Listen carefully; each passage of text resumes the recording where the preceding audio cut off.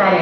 ಅಂಥ ಇದರಲ್ಲಿ ನಿನ್ನ ಕೃಪಾ ಕಟಾಕ್ಷ ಮಾತ್ರದಿಂದ ಜೀವಿಗಳು ಭವವಾರಿ ಅಂದರೆ ಈ ಭವ ತಾಪತ್ರಯಗಳಲ್ಲಿ ಬೆಂದು ಹೋಗ್ತಾ ಇರೋ ಜೀವಿಗಳು ಉದ್ಧಾರವಾಗ್ತಾರಮ್ಮ. ಆದರೆ ನಿನಗೇನು ನಷ್ಟವಾಗೋದಿಲ್ಲ ಅಂತ ಹೇಳಿ. ಹಾಗೆ ಇಲ್ಲಿ ಆ ಜಗನ್ಮಾತೆಯ ದೃಶಾಧ್ಯಾಧೀಯಸ್ಯ ನರಗಲಿತ ನೀಳೋತ್ಪಲವೃಕ್ಷ ದವೀಯಾಂ ಸಂಧೀನಂ ಸ್ನಪಯ ಕೃಪಯಾ ಮಾಮಪಿ ಶಿವೆ ಅನೇನಾಯಂ ಧನ್ಯೋ ಭವತಿ ನಚತೆ ಹಾನಿರಿಯತ. ಆ ಸೌಂದರ್ಯ ಹಿರಿಯ ಸಮಕರ ನಿಪಾತೋ ಹಿಮಕರಃ 57ನೇ ಶ್ಲೋಕ. ಅದು ಸೌಂದರ್ಯ ಲಹರಿಯಲ್ಲಿ. ಅದು ಕಾಲದ ಮಿತಿಗೋಸ್ಕರ ನಾನು ಅಲ್ಲದೆ ಕಟ್ ಶಾರ್ಟ್ ಮಾಡ್ಕೊಂಡು ಹೋಗ್ತಾ ಇದ್ದೀನಿ ನನ್ನ ಥಾಟ್ ಟ್ರ್ಯಾಕ್ನ ಈಗ. ಹಾಗಾಗಿ ಇಲ್ಲಿ ನಾನು ಮೊದಲು ಹೇಳಿದಂತಹ ಶ್ಲೋಕದ ಅರ್ಥ ಆ ಅಮೃತಾಮೃತ ರಶ್ಮಿಯಲ್ಲಿ ನನ್ನ ಧಾರೆ ವರ್ಷ ಧಾರೆಯನ್ನು ಮಾಡ್ತಾ ಇದೆಯಮ್ಮ. ಆ ಭವಾನಿ ಭವಶಾಂತಿ ಸ್ವಾಂ, ಆ ಈ ಭವವಾರಿಧಿಯನ್ನ ಬಡಬಾನರದಿಂದ ತಪ್ಪಿಸಿಕೊಳ್ಳೋದಕ್ಕೋಸ್ಕರ ನಿನ್ನನ್ನು ಆಶ್ರಯ ಮಾಡ್ತೀವಿ. ಅಂತಹ ಮಾಡಿದವರು ಬ್ರಹ್ಮಾದಿ ದೇವತೆಗಳಿಗೂ ಯಾವ ಕಾಲ ಕಕ್ಷೆಯನ್ನ ಕಾಲ ಪರಿಮಿತಿಯನ್ನ ದಾಟಕ್ಕೆ ಅಸಾಧ್ಯವೋ ಅಂತಹ ಕಾಲ ಪರಿಮಿತಿಯನ್ನ ಕಕ್ಷೆಯನ್ನ ಸುಲಲಿತವಾಗಿ ಲೀಲಾಜಾಲವಾಗಿ ಅವರು ಧಾರವಾಗಿ ಹೋಗ್ತಾರೆ ಅಮ್ಮ ಅಂತ ಹೇಳಿ ಪ್ರಾರ್ಥನೆ ಮಾಡಿದ್ದು ಫಸ್ಟ್ ಮೊದಲೆತ್ಕೊಳ್ತಾ. ಹಾಗಾಗಿ ಇನ್ನೊಂದು ಈ ಎಲ್ಲರೂ ಹೇಳಿದ್ರು ಮನುಷ್ಯ ಧರ್ಮ ಮುಕ್ತಿ ಹೇತು ಅಂದರೆ ಮೋಕ್ಷವನ್ನು ಸಾಧನೆ ಮಾಡತಕ್ಕಂಥದ್ದೇ ಮನುಷ್ಯ ಜನ್ಮದ ಮನುಷ್ಯ ಶರೀರದ ಅಂತ ಹೇಳಿ ಗುರಿ ಅಂತ ಹೇಳಿ. ಹಾಗಾಗಿ ಎರವಲ ತಂದಿಹೆವು ಉರವಲ ಎರವಲ ತಂದಿಹೆವು. ಇಲ್ಲಿ ಎರಡು ಪದದ ಅರ್ಥ ಹೇಳ್ಬಿಡ್ತೀನಿ. ಉರವಲು ಅಂತಂದ್ರೆ ಇಂಧನ, ಸೌದೆ ಅಂತ ಸಾಮಾನ್ಯ ಅರ್ಥದಲ್ಲಿ ಹೇಳ್ಬೋದು. ಎರವಲು ಅಂತಂದ್ರೆ ಸಾಲ. ಇದನ್ನು ಉರವಲ ತಂದಿಹೆವು ಉರವಲ ಎರವಲ ತಂದಿಹೆವು ಕಾಡು ಮೇಡು ನಾಡು ಬೇಡು ಸಂಧಿವಂದಿ ಒಪ್ಪು ಹೆಕ್ಕಿ. ಕಾಡು ಮೇಡು ನಾಡು ಬೇಡು ಸಂಧಿವಂದಿ ಒಪ್ಪು ಹೆಕ್ಕಿ ಮುಕುತಿ ಮಾರ್ಗದಿ ಮೋದದಿ ಮುನ್ನಡೆಸುವ ಸಾಧನ ಮಾನವತನುವೆಂಬ ಉರವಲ ತಂದಿಹೆವು ಉರವಲ ಎರವಲ ತಂದಿಹೆವು. ಈ ಮಾನವತನು ಅನ್ನತಕ್ಕಂಥ ಮನುಷ್ಯ ಶರೀರವು ಮುಕ್ತಿ ಸಾಧನೆಯ ಮಾಡತಕ್ಕಂಥ ಅತ್ಯಂತ ಸುಲಭೋಪಾಯವಾದ ಸಾಧನವಾಗಿದೆ ಮನುಷ್ಯ ಶರೀರ. ಇದನ್ನ ನೀವು ನಿಮ್ಮ ಪರಮ ಚರಮ ಗುರಿಯನ್ನು ಸಾಧನೆ ಮಾಡೋದಕ್ಕೆ ಸದ್ವಿನಿಯೋಗ ಮಾಡಿಕೊಳ್ಳಿ ಅಂತ ಹೇಳಿ ಒಬ್ಬ ಭಾವಜೀವಿ ಹೇಳ್ತಾ ಇದ್ದಾರೆ. ಹೀಗೆ ಶಾಸ್ತ್ರವಚನ ಏನು ಹೇಳುತ್ತೆ ಅಂದರೆ ಬಹುನಾ ಪುಣ್ಯಪುಣ್ಯೇನ ಪ್ರೀತೆಯ ಕಾಯನವಸ್ಥೆಯ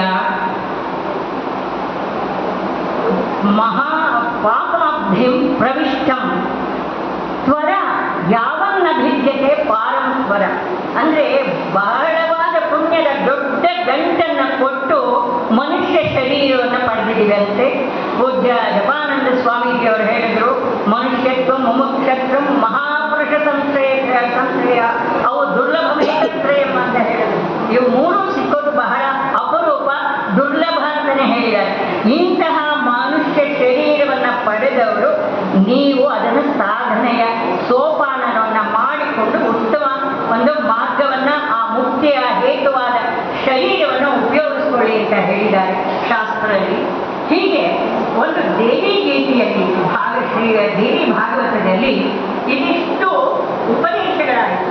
ಆ ಮನುಷ್ಯ ಜೀವಿಯ ಅವನ ಅಸಹಾಯಕತೆಯನ್ನ ಆ ಪರ್ವತ ರಾಜ ಹೇಳ್ಕೊಂಡಿದ್ದಾನೆ. ಯಾವ ರೀತಿ ಅಂದರೆ ಅವಿದ್ಯಾ ಮಹಾಗ್ರಾಹ ಭಟ್ರೇ ನಿವಿಷ್ಟಂ ಕೃಷಿಕಾರ್ಥವಾಂಛ ಮಹಾಸರ್ಪರಷ್ಟಂ. ಅವಿದ್ಯಾ ಮಹಾಗ್ರಾಹ ಭಟ್ರೇ ನಿವಿಷ್ಟಂ ಕೃಷಿಕಾರ್ಥವಾಂಛ ಮಹಾಸರ್ಪರಷ್ಟಂ ವಿದಿತ್ವಾ ವಿಳಂಬಂ ನ ಯುಕ್ತಂ ಕೃಪಾರ್ದ್ರೇ. ವಿದಿತ್ವಾ ವಿಳಂಬಂ ನ ಯುಕ್ತಂ ಕೃಪಾರ್ದ್ರೇ. ನಮಸ್ತೆ ನಮಸ್ತೆ ನಮಸ್ತೆ ಭವಾನಿ. ಇಷ್ಟೆಲ್ಲ ನಾವು ಕರುಣಾಮೃತ ಸಾಗರ ಅವ್ಯಾದ ಕರುಣಾಮೂರ್ತಿ ಎಲ್ಲ ಅವಳಿಗೆ ಸ್ತೋತ್ರವನ್ನು ಮಾಡಿ ಅವಳನ್ನು ಮೇಲೆ ಕೂರಿಸಿದ್ದೀವಿ. ಆದರೆ ಪರ್ವತರಾಜ ಹೇಳ್ತಾನೆ, ಅಮ್ಮ ನೀನು ಎಲ್ಲ ಸರ್ವಜ್ಞರು ಸಮಸ್ತವೂ ಗೊತ್ತಿರೋಳು. ಅವಿದ್ಯಾ ಮಹಾಗ್ರಾಹ ವಕ್ತ್ರೇ ನಿಮಿತ್ತಂ. ಅವಿದ್ಯೆ ಅನ್ನತಕ್ಕಂತಹ ಆ ಮಾಯಾ ಮಕರಿ ಮೊಸಳೆಯ ಬಾಯಲ್ಲಿ ಹೊಕ್ಕಿ ಸಿಕ್ಕಾಕೊಂಡು ಬಿಟ್ಟಿದ್ದೀನಿ. ಅದು ತದುಪರಿ ಅದರ ಮೇಲೆ ಇನ್ನೇನಾಗಿದೆ ಅಂತಂದ್ರೆ ವಾಂಛ ಹೃಷಿಕಾರ್ಥವಾಂಛ, ಇಂದ್ರಿಯಗಳ ಅಪೇಕ್ಷೆ ಪಡತಕ್ಕಂತಹ ಪಂಚ ಕರ್ಮೇಂದ್ರಿಯಗಳು, ಜ್ಞಾನೇಂದ್ರಿಯಗಳು, ಮನಸ್ಸು, ಏಕಾದಶ ಇಂದ್ರಿಯ, 11 ಇಂದ್ರಿಯಗಳು ಒಂದೊಂದು ದಿಕ್ಕುಗಳಿಗೆ ಒಂದೊಂದು ಎಳೀತಾ ಇರುತ್ತೆ. ಇಂತಹ ಅಪೇಕ್ಷೆಗಳ ಸರ್ಪದ ದಷ್ಟ ಅಂದರೆ ಆಸೆ ಅನ್ನತಕ್ಕಂಥ ಹಾವು ಕಚ್ಚಿ ನನ್ನನ್ನು ಕಾಡಿಸ್ತಾ ಇದೆಯಮ್ಮ. ಇಂತಹ ಜೀವಿಯ ಅಸಹಾಯಕ ಸ್ಥಿತಿಯನ್ನ ನೀನು ನೋಡಿ ನೋಡಿ ಸುಮ್ಮನೆ ಕೂತಿದ್ರೆ ಸರಿಗೆ ನಿನಗೆ. ವಿದಿತ್ವಾ ವಿಳಂಬಂ, ಹೇಗೆ ಸೌಂದರ್ಯ ಹರಿಯಲ್ಲಿ ನಿನಗೆ ನಷ್ಟವಾಗಲ್ಲ ಮಾತಾಗಿ ನಾನು ಉದ್ಧಾರವಾಗ್ತೀನಿ ನಿನ್ನ ಕೃಪೆಯಿಂದ ಅಂತ ಕೇಳಿದ್ರು ಶಂಕರ ಭಗವತ್ಪಾದರು. ಹಾಗೆ ನೀನು ತಿಳಿದು ತಿಳಿದು ತಿಳಿದು ಇದನ್ನ ನೀನು ವಿಳಂಬ ಮಾಡಿದ್ರೆ ನನ್ನನ್ನು ಅನುಗ್ರಹ ಮಾಡೋದು ಅದು ನಿನಗೆ ಚಕ್ಕನಾದ್ದಲ್ಲ, ಸರಿಯಲ್ಲಮ್ಮ. ನಿನಗೆ ನಮಸ್ತೆ ಮಾತು, ನಮಸ್ತೆ ನಮಸ್ತೆ ನಮಸ್ತೆ ಭವಾನಿ ಅಂತ ಹೇಳಿ ಭವಾನಿ ಭವಾನಿ ಭವಾನಿ ತ್ರಿವಾರಂ ಉದಾರಂ ಮುದ ಸರ್ವದಾ ಜಪಂತಿ ನ ಶೋಕಂ ನ ಮೋಹಂ ನ ಪಾಪಂ ನ ಭೀತಿ ಕದಾಚಿತ್ ಕಥಂಚಿತ್ ಕುತಶ್ಚಿತ್ ಜನಾನಾಂ. ಭವಾನಿ ಭವಾನಿ ಭವಾನಿ ಅಂತ ಸಂತೋಷವಾಗಿ ಯಾವಾಗಲೂ ಸ್ಮರಣೆ ಮಾಡ್ತಾ ಇದ್ರೆ ಯಾವ ದುಃಖ ಶೋಕ ನೋವು ಏನು ಇರೋದಿಲ್ವಂತೆ. ಹಾಗೆ ಗುರುಸ್ತ್ವಂ ಶಿವಸ್ತ್ವಂಚ ಗುರುಶಕ್ತಿಸ್ತ್ವಮೇವ ತ್ವಮೇವಾಸಿ ಮಾತಾ ಪಿತಾ ಚ ತ್ವಮೇವ ತ್ವಮೇವಾಸಿ ವಿದ್ಯಾ ತ್ವಮೇವಾಸಿ ಬಂಧುಃ ಗತಿರ್ಮೇಘ ಮತಿರ್ದೇವಿ ಸರ್ವಂ ತ್ವಮೇವ. ಆ ಗುರುಮಂಡಲ ರೂಪಿಣಿಯಾಗಿರ್ತಕ್ಕಂತಹ ಜಗನ್ಮಾತೆ ಎಲ್ಲವೂ ನೀನೆ. ಗುರು ಶಿವ ಶಕ್ತಿ ಬುದ್ಧಿ ಎಲ್ಲವೂ ಅಂತಃಕರಣ ಚತುಷ್ಟಯ ಬಹಿಷ್ಕರಣ ಚತುಷ್ಟಯ ಮನಸ್ಸು ಎಲ್ಲವೂ ನೀನೇ ಆಗಿದೆಯಾ ತಾಯಿ ಅಂತ ಹೇಳಿ ಪ್ರಾರ್ಥನೆ ಮಾಡಿಕೊಂಡಾಗ ಆ ಮಾತೃ ಕಾರುಣ್ಯ, ಆ ಗುರುಮಂಡಲ ರೂಪಿಣಿ ಮೊದಲೇ ಈ ಬೈರಾಗಿಕಲ್ ಮದರಲ್ಲಿ ಏನು ಹೇಳ್ತೀವಿ, ಜನ್ಮ ಕೊಟ್ಟ ತಾಯಿಗೆ ಅಂತ ಪ್ರಾಶಸ್ತ್ಯ. ಮಾತಾ ಪೂರ್ವ ರೂಪಂ ಪಿತೋತ್ತರ ರೂಪಂ ಅಂತ ಹೇಳಿದಾಗ ಉಪನಿಷತ್ ವಾಕ್ಯ ಆ ಮಾತೃವಿನ ಮಹತ್ವವನ್ನ ಆ ಜನ್ಮ ಕೊಟ್ಟ ತಾಯಿ ತಂದೆಗಳ ಅದು ನಿರ್ವಿವಾದ, ಅದು 100 ಪಟ್ಟು 1000 ಪಟ್ಟು ಪೂಜ್ಯಗಳೇನಿದೆ. ಆದರೆ ಜ್ಞಾನದಾತ ಗರಿಯೇಸಿ, ಆ ಜ್ಞಾನದಾತ ಗುರು ಇಡನಲ್ಲ, ಅವನ ಒಂದು ತಾಯಿ ತಂದೆಗಳು ಕೊಟ್ಟಂತ ಶರೀರ ಈ ಜನ್ಮಕ್ಕೆ ಸೀಮಿತವಾಗಿದೆ, ನಶಿಸಿ ಹೋಗುತ್ತದೆ. ಆದರೆ ಜ್ಞಾನದಾತನಾಗಿರ್ತಕ್ಕಂತಹ ಗುರುವಿನ ಒಂದು ಜ್ಞಾನ ಶರೀರ ಅದು ಮುಂದಕ್ಕೆ ಕ್ಯಾರಿ ಫಾರ್ವರ್ಡ್, ಬ್ರಾಡ್ ಫಾರ್ವರ್ಡ್ ಅಂತ ಆಗಿ ಮುಂದಿನ ಜನ್ಮದಲ್ಲಿ ಆ ಕೃಷ್ಣ ಹೇಳಿದ ಹಾಗೆ ಶುಚೀನಾಂ ಶ್ರೀಮತಾಂಗೇ ಯೋಗ ಭ್ರಷ್ಟೋ ವಿಜಾಯತೆ ಅಂತ ಹೇಳಿ ಆ ಶುಚಿಯ ಒಂದು ಸುಸಂಸ್ಕೃತರ ಮನೆಯಲ್ಲಿ, ಸಂಸ್ಕಾರವಂತರ ಮನೆಯಲ್ಲಿ ನಿನಗೆ ಜನ್ಮವನ್ನು ಕೊಡ್ತೇನೆ, ಶ್ರೀಮಂತರ ಮನೆಯಲ್ಲಿ ಜನ್ಮವನ್ನು ಕೊಡ್ತೇನೆ ಅಂತ ಹೇಳಿದ ಹಾಗೆ ಆ ಹಿಂದಿನ ಸಂಸ್ಕಾರ ಮುಂದಿನ ಜನ್ಮಕ್ಕೆ ಮುಂದುವರೆದು ಅವನ ಸಾಧನೆಗೆ ಯೋಗ್ಯನಾಗ್ತಾನೆ. ಇಲ್ಲಿ ಇನ್ನೊಂದು ಆ ಗುರುವಿನ ತತ್ವವನ್ನು 2 ವಾಕ್ಯದಲ್ಲಿ ಹೇಳ್ತೀನಪ್ಪ, ವಿತ್ ಯುವರ್ ಪರ್ಮಿಷನ್ ಆರ್ಗನೈಸ್ ಅಂತ ಹೇಳ್ತಾ ಇದ್ದೀನಿ. ಏಕೆಂದರೆ ಅಪೂರ್ಣವಾಗುತ್ತೆ ಅದು ಹೇಳದೇ ಇದ್ರೆ. ಹಾಗಾಗಿ ಇಲ್ಲಿ ಗುರುಮಂಡಲ ರೂಪಿಣಿ ಅಂತ ನಾವು ಏನು ಹೇಳ್ತೀವಿ ಆ ಜಗನ್ಮಾತೆಗೆ, ಅಹಂ ವಿವೇಶ ಪ್ರದ್ದೇಹೇ ಪರಮೇಶ್ವರ ಶಕ್ತ್ಯಾಯುಕ್ತೋ ಅಭವತ್ ತದುಪರಿ ಶಿಷ್ಯೋಹಂ ಭವತ್ ಅಂತ ಏನು ಹೇಳ್ತಾರೆ ಅಂದರೆ ತಾಯಿ ಜಗನ್ಮಾತೆ ಪರಮೇಶ್ವರ ಅಚತುರ್ವದನೋ ಬ್ರಹ್ಮ ಅತ್ರಿನೇತ್ರ ಶಿವ ಸಾಕ್ಷಾತ್ ಅಂತ ಶಾಸ್ತ್ರ ಹೇಳುತ್ತೆ. ಅವನು 3 ಕಣ್ಣಿರೋ ಶಿವನಲ್ಲದೆ ಇರಬಹುದು, 4 ಕೈ ಇಲ್ಲದೆ ಇರೋ ಚತುರ್ಮುಖ ಬ್ರಹ್ಮನೇ ಅಲ್ಲದೆ ಇರಬಹುದು. ಆದರೆ ಸಾಕ್ಷಾತ್ ಗುರು ಆ ಪರಬ್ರಹ್ಮ ತತ್ವ ಪರಮೇಶ್ವರನೇ ಪರತತ್ವವೇ ಅಂತ ಹೇಳುತ್ತೆ. ಸಾಮಾನ್ಯ ಶ್ಲೋಕ ಗುರುರ್ ಬ್ರಹ್ಮ ಗುರುರ್ ವಿಷ್ಣು ಗುರುರ್ದೇವೋ ಮಹೇಶ್ವರ ಗುರು ಸಾಕ್ಷಾತ್ ಪರಂ ಬ್ರಹ್ಮ ತಸ್ಮೈ ಶ್ರೀ ಗುರವೇ ನಮಃ ಅಂತ ಹೀಗೆ ಹೇಳಾಗೆ ತಸ್ಮೈ ಶ್ರೀ ಗುರವೇ ಒಂದು ಅಬ್ಜೆಕ್ಟಿವ್ ಸೇರಿಸಿದ್ದಾರೆ. ಆ ಶ್ರೀ ಗುರು ಅನ್ನತಕ್ಕಂಥ ಉಪದೇಶ ಮಾಡತಕ್ಕಂತಹ ನಿಮಿತ್ತವಾಗಿ ನಮ್ಮ ಕಣ್ಣಿಗೆ ಕಾಣಿಸಿಕೊಳ್ಳತಕ್ಕಂತಹ ಉಪದೇಶ ಮಾಡುವಂತಹ ಗುರುವಿಗೆ ಹೇಳುತ್ತೆ. ಇಂತಹ ಇದರಲ್ಲಿ ಪರಮೇಶ್ವರನಿಗೆ ಜಗನ್ಮಾತೆ ಹೇಳತಕ್ಕಂಥದ್ದು, ನಾನು ನಿನ್ನ ಶರೀರದಲ್ಲಿ ಪ್ರವೇಶ ಮಾಡ್ತೀನಿ, ನೀನು ಶಕ್ತಿಯುಕ್ತನಾಗು, ನಿನ್ನ ಆ ಶಕ್ತಿಯನ್ನು ನಾನೇ ಶಿಷ್ಯರಾಗ್ತೇನೆ, ಶಿಷ್ಯರಾಗಿ ನಿನ್ನಿಂದ ಉಪನಿಷ್ಠರಾಗಿ ನಿತ್ಯ ಮುಕ್ತರಾಗಿ ನಾನು ಮುಂದೆ ಉದ್ಧಾರರಾಗ್ತೀನಿ, ಉದ್ಧತರಾಗ್ತೀನಿ ಅಂತ ಹೇಳಿ ಮತ್ತು ಇನ್ನೊಂದು ಮಾತನ್ನು ಹೇಳ್ತಾಳೆ. ಅದೇ ದೇವಿ ಗೀತೆಯಲ್ಲಿ, ನಾಹಂ ವೈ ವಸಾಮಿ ವೈಕುಂಠೆ ಕೈಲಾಸೆ ಬ್ರಹ್ಮಲೋಕೆ, ನಾನು ವೈಕುಂಠದಲ್ಲಾಗಲಿ ಬ್ರಹ್ಮಲೋಕದಲ್ಲಾಗಲಿ ಕೈಲಾಸದಲ್ಲಾಗಲಿ ನಾನು ವಾಸ ಮಾಡೋದಿಲ್ಲ. ಪರಂತು ಆದರೆ ನನ್ನ ತಿಳುವಳಿಕೆ ಅಂದರೆ ನನ್ನ ಜ್ಞಾನವನ್ನು ಹೊಂದಿರತಕ್ಕಂತಹ ಸಾಧುವಿನ ತತ್ವಜ್ಞಾನಿಯ ಹೃದಯ ಕಮಲದಲ್ಲಿ ಹೃದಯಾಂಬೋರ ಮಧ್ಯದಲ್ಲಿ ನಿವಸಿಸಲಾಗ್ತೀನಿ. ಇನ್ನೊಂದು ವೈಶಿಷ್ಟ್ಯತೆಯನ್ನು ಜನನಿ ಹೇಳಿರ್ತಕ್ಕಂಥದ್ದು, ಏಕೆಂದರೆ ಗುರುವಿನ ಮಹತ್ವ, ಗುರುವಿನ ಜಯಂತಿ ಇವತ್ತು ಆಚರಣೆ ಮಾಡ್ತಾ ಇದ್ದೀರಿ ನೀವು.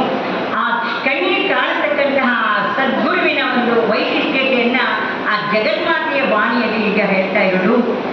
ಮತ್ಕೋಟಿ ಪೂಜಾ ಫಲದಂ ಸಕಲಂ ಮಜ್ಞಾನಿನೋಕ್ಷಣಂ ಅಂತ ಹೇಳ್ತಾರೆ ಅಮ್ಮನವರು. ಆ ದೇವಿ ಗೀತೆಯಲ್ಲಿ, ಶ್ರೀಗೀತೆಯಲ್ಲಿ ತ್ರಿಪುರ ರಹಸ್ಯದಲ್ಲಿ ಬರುತ್ತೆ ಈ ಆಖ್ಯಾನ.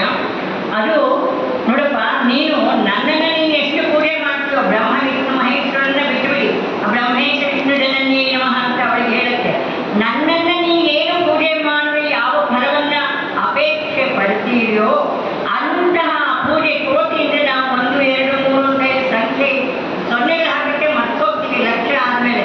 ಆದರೆ ಅಂತಲ್ಲ, ಅಸಂಖ್ಯವಾದಂತಹ ಮತ್ತೋಟಿ ಪೂಜಾ ಫಲದ ಸಕಲ ಮಜ್ಞಾನಿನೋಕ್ಷಣಂ, ನನ್ನ ಒಂದು ವಿಷಯ ತತ್ವಜ್ಞಾನವನ್ನು ಹೊಂದಿರತಕ್ಕಂತಹ ತತ್ವದರ್ಶಿಯನ್ನ ನೀನು ಆ ಪೂಜಿಸಿದ್ರೆ, ಆರಾಧನೆ ಮಾಡಿದ್ರೆ, ಅವರಿಗೆ ಸತ್ಕರಿಸಿದ್ರೆ, ಎಲ್ಲಿ ಕಾಲಿನಷ್ಟು ಅವನ ಒಂದು ಸೇವೆಯನ್ನು ನೀನು ಮಾಡಿದ್ರೆ ನನಗೆ ಮಾಡಿದಂತಹ ಕೋಟಿ ಕೋಟಿ ಕೋಟಿ ಅಂತಹ ಪುಣ್ಯ ಫಲವ ನಿಮಗಾಗತ್ತೆ ಅಂತ ಹೇಳಿ ಅಮ್ಮನವರು ತನ್ನ ಶ್ರೀವಾಣಿಯಲ್ಲಿ ಹೇಳ್ತಾ ಇವನಿಗೆ, ಆ ಭಕ್ತನಿಗೆ ಹೇಳಿದ್ದಾರೆ, ಪರ್ವತರಾಜನಿಗೆ.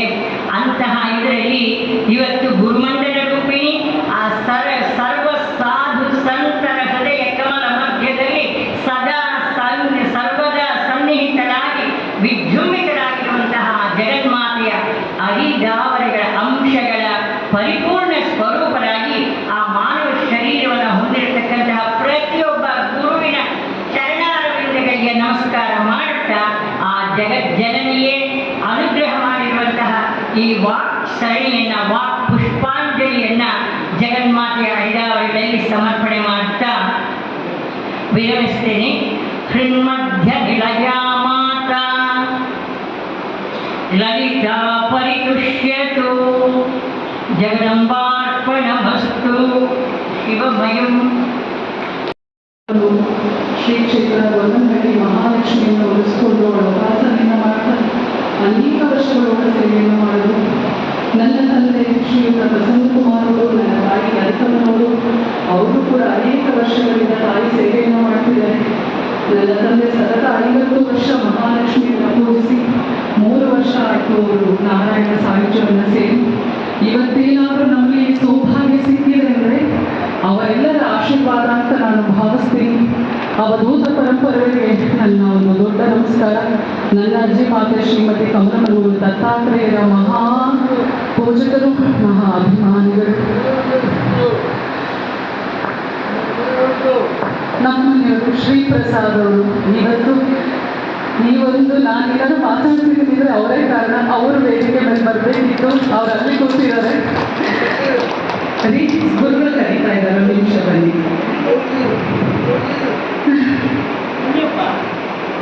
ನಿಮ್ಮ ಕೃಪೆಗೆ ದಯವಿಟ್ಟು ಕ್ಷಮಿಸಿ, ಸ್ವಲ್ಪ ಸಮಯ ತಗೊಂಡೆ. ಗುರುವಿನ ಒಂದು ಗೀತೆಯೊಂದಿಗೆ ನಾನು ನನ್ನ ಪ್ರಣಾಮಗಳನ್ನು ಸಲ್ಲಿಸ್ತೇನೆ. ಏಕೆಂದರೆ ನನ್ನ ಅಜ್ಜಿ ಸದಾ ಹೇಳೋರು, ದೇವರ ಕೃಪೆ ಜೊತೆಗೆ ಗುರು ಕೃಪೆ ಇದ್ದರೆ ಮಾತ್ರ ಏನೆಲ್ಲಾದರೂ ಸಾಧಿಸ್ಬೋದು ಜೀವನದಲ್ಲಿ ಇದ್ದರೆ ಅಂತ ಮಹಾಗುರುಗಳ ಸಂವಿಧಾನ ಇವತ್ತು ನಮಗೆ ಸಿಕ್ಕಿದೆ.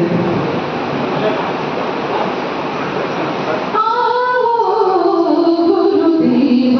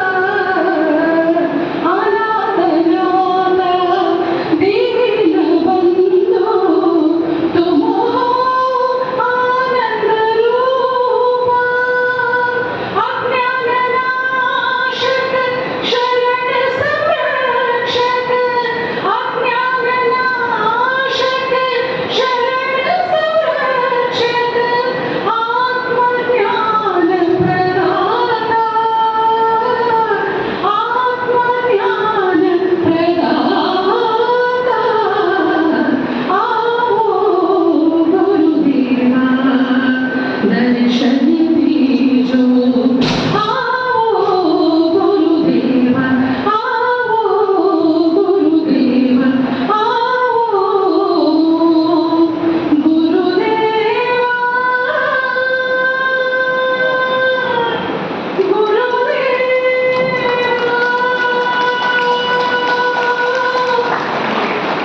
ಬೆಳಗೂರು ಗುರುಗಳ ಪಾದಕ್ಕೆ, ಬೆಳಗೂರು ಗುರುಗಳ ಪಾದಕ್ಕೆ ಧನ್ಯವಾದಗಳು. ನಿಮ್ಮೆಲ್ಲರ ಕೃಪಾಶೀರ್ವಾದ ಸದಾ ನಮ್ಮ ಮೇಲೆ.